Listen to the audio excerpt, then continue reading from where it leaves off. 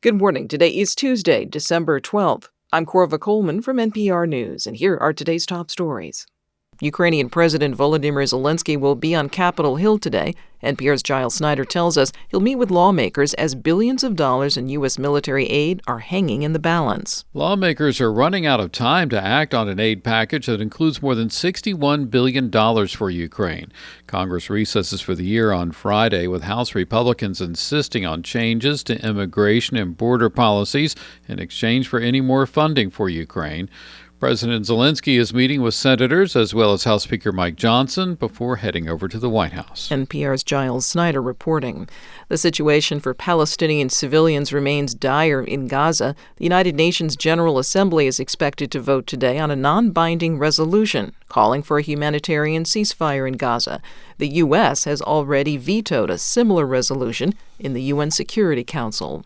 The fate of Harvard University's president, Claudine Gay, remains unclear. She's facing calls to resign over her congressional testimony about anti-Semitism on campuses.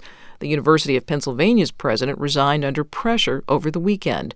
NPR's Tovia Smith has more. A Harvard alumni group says it unequivocally supports Claudine Gay. She's also got support from some faculty and students. Let Gay stay! But those still supporting Gay are not all fans. Some just don't want outside political or financial pressure to decide her fate.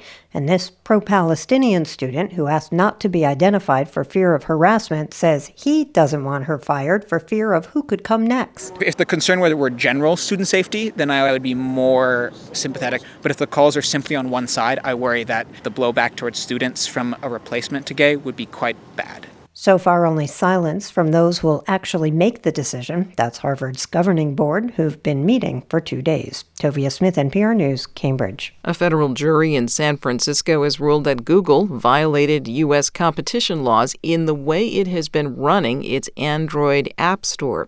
As NPR's Bobby Allen reports, a federal judge will now decide what changes Google will have to make to its multi-billion-dollar smartphone marketplace. Google takes a cut of up to 30% from every purchase made in its Android App Store. And Epic Games, the maker of the popular video game Fortnite, sued Google over this. It argued that consumers should have more options available for processing App Store payments. Over a 4-week trial, Epic Games said Google abused its power to keep out competition and extract hefty fees on every transaction.